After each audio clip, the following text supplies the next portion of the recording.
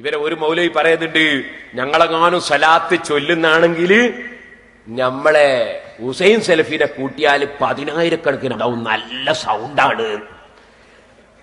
എന്നിട്ട് മൗലവി ഇവിടുന്ന് പറയാ, എന്റെ സൗണ്ടിന്റെ ഗുണം കൊണ്ടാണ് കുറെ ആളുകൾ പാട്ടേക്കാൻ വരുന്നത് ആ പേരോട് പറയുന്നത്. സൗണ്ടിന്റെ ഗുണമൊന്നുമല്ല പേരോട്, ഹക്ക് ഞങ്ങളടുത്തുള്ളത് കൊണ്ടാണ്. നല്ല ഹക്ക. മൗലവി പറയാ അള്ളാഹ്ക്ക് ഇടത്ത് കൈയില്ല, അൽമനാറിൽ പറയാ ഇടത്ത് കൈയുണ്ട്, അള്ളാഹ് ചുരുട്ടി പിടിക്കും ഇടത്തെ കയ്യിൽ. എന്നിട്ട് ഭയങ്കര ഹക്കും, നല്ല ഹക്ക് തന്നെ. ഇത് ഹക്ക? എന്നാ സഹോദര കേട്ടോ, നിങ്ങളെ സൗണ്ടിന് ഗുണമില്ലേ? പറയട്ടെ, മറ്റേ മൗലവി എന്ന് പറയട്ടോ. നിങ്ങൾക്കറിയോ ഹുസൈൻ സലഫിനെങ്ങാൻ സലാത്തിനെ ഏൽപ്പിച്ച് ഞങ്ങളെങ്ങാൻ സലാത്തിലൂടെ കോടിയല്ല വരിക? എന്താ മുമ്പ് സൗണ്ട്? നിങ്ങളെ കൂട്ടത്ത് പോലും ഞങ്ങൾക്കിപ്പോ സലാത്ത് വാർഷിക ഖലീൽ തങ്ങളെ പോലെ കൊണ്ടെടുക്കാൻ പറ്റിയ ഒരാളാണ് ഹുസൈൻ സലഫി. ഞങ്ങൾ കൊണ്ടെടുക്കാറില്ല. വരും പ്രസംഗിക്കുമ്പോ എന്തറിയുമ്പോ അസ്സലാമു അലൈക്കും, സുഖല്ലേ സലഫി? ആ സുഖാണ് സുഖാണ്, വിട്ടോടി.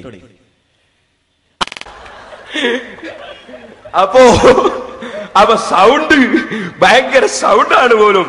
സലാത്ത് സംഘടിപ്പിച്ചിട്ട് കോടി വരൂന്നാ പറയുന്നത് മൗലവി. മൗലവിമാരെ, ഇനി നിങ്ങൾക്ക് കേൾക്കണോ? സലാത്തിനെ പരിഹസിക്കുന്നത് കാണണോ നിങ്ങൾക്ക്?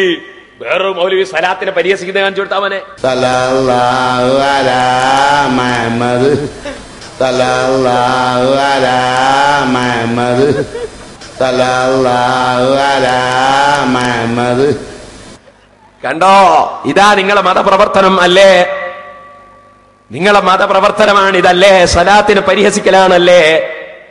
ഇനി സഹോദരന്മാരെ, ഇപ്പോ ഞാൻ നാരിയത്ത് സലാത്തിനെ സംബന്ധിച്ച് അതിന്റെ അർത്ഥവും ആശയവും ഒക്കെ വിശദീകരിച്ച് കഴിഞ്ഞ പ്രാവശ്യം പ്രസംഗിച്ചപ്പോ മൗലവി ഇപ്പം വന്നിട്ട് പറയുന്നു, നാരിയത്ത് സലാത്ത് ചൊല്ലുന്നതിനിപ്പം മൂപ്പർക്ക് കുഴപ്പം പറയുന്നില്ല.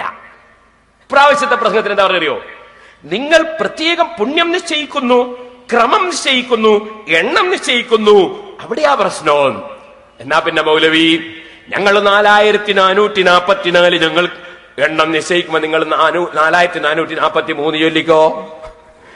ഞങ്ങൾ പറയുന്ന എണ്ണങ്ങൾ ചെല്ലണ്ട, എണ്ണത്തിലല്ലേ നിങ്ങളെ കുഴപ്പോ. പിന്നെ ഞങ്ങൾ സമയം നിശ്ചയിക്കുന്ന പ്രശ്നം, ഞങ്ങൾ രാവിലെ ചെല്ലുമ്പോൾ നിങ്ങൾ വൈകുന്നേരം ചൊല്ലിക്കോ. അല്ല പിന്നെ എന്താ നിങ്ങളെ പ്രശ്നം?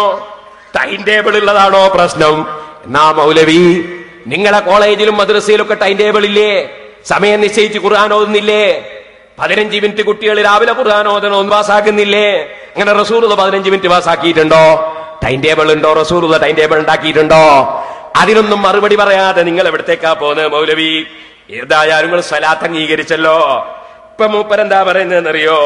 സുബ്ഹാന ജല്ല ജലാലു. മൂപ്പരിപ്പോ സലാത്തിന് മൂപ്പർക്ക് കുഴപ്പമില്ല. മുമ്പ് മൂപ്പര് പറഞ്ഞു സയ്യിദിനാന്ന് റസൂലുള്ളാഹിന്റെ സലാത്തിൽ പറയാൻ പാടില്ല.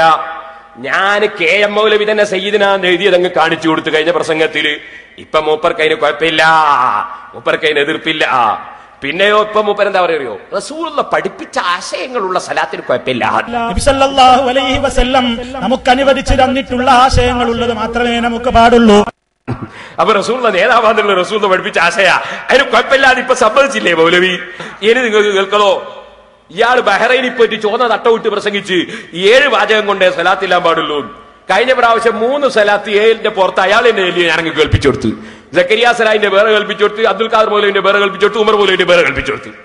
എല്ലാ മൗലവിമാരും റസൂലുള്ളാഹിന്റെ ഹദീസിൽ ഇല്ലാത്ത സലാത്തിലേക്ക് കേൾപ്പിച്ചു കൊടുത്ത്. ഇപ്പൊ മൗലവി പറയുന്നത് ആശയം കുഴപ്പമില്ലെങ്കിൽ കുഴപ്പമൊന്നുമില്ല,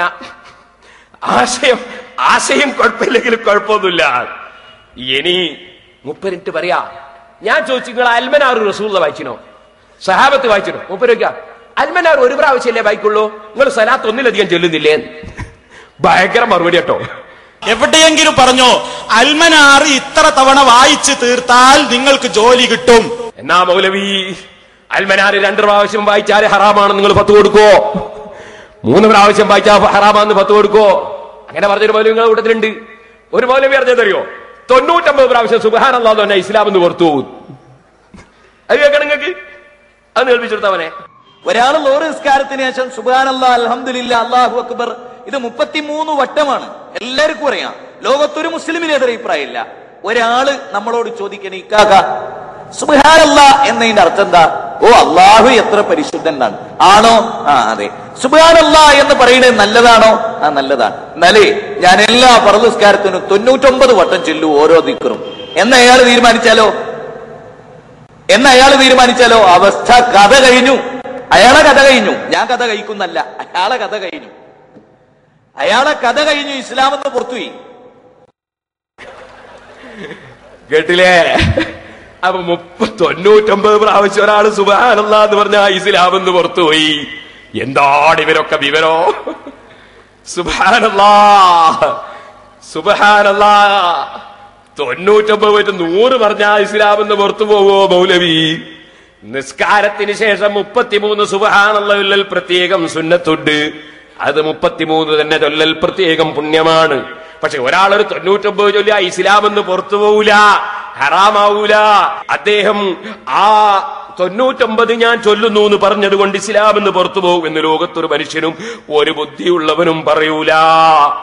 ഇനി സഹോദരന്മാരെ, ഞാൻ ചോദിച്ചവരോട് 5 കൊല്ലത്തിലെടുക്ക് നിങ്ങൾ ഒരു സമ്മേളനം നടത്തുന്നു, ഏത് കുളത്തിലാ റസൂലുള്ള നടത്തിയത്? ചങ്ങരം കുളത്താണോ എന്ന് ഞാൻ ചോദിച്ച് മറുപടി പറഞ്ഞോ മൗലവി, 5 കൊല്ലത്തിലേക്ക് റസൂലുള്ള സമ്മേളനം നടത്താറുണ്ടോ?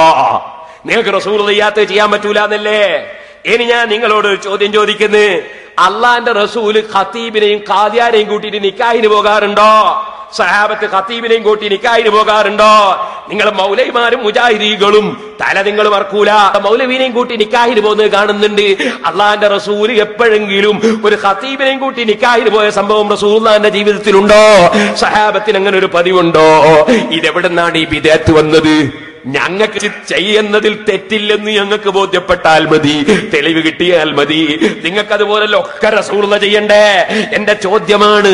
മുജാഹിദിന് മൗലവിമാരെ മറുപടി പറയണം. നിങ്ങൾ ഖാദിയാരെയും കൂട്ടിയിട്ട് നിങ്ങളെ ഖത്തീബിനെയും കൂട്ടിയിട്ട് നിക്കാഹിന് പോകുന്ന ഏർപ്പാടുണ്ടല്ലോ, അള്ളാന്റെ റസൂൽ അങ്ങനെ ചെയ്തിട്ടുണ്ടോ? സിദ്ദീഖുൽ അക്ബർ ചെയ്തിട്ടുണ്ടോ? ഉമർ ഇബ്നുൽ ഖത്താബ് ചെയ്തിട്ടുണ്ടോ? അലി ഇബ്നു അബീ താലിബ് ചെയ്തിട്ടുണ്ടോ? ഉസ്മാൻ ഇബ്നു അഫ്ഫാൻ ചെയ്തിട്ടുണ്ടോ? മൗലവിമാരെ മറുപടി പറ.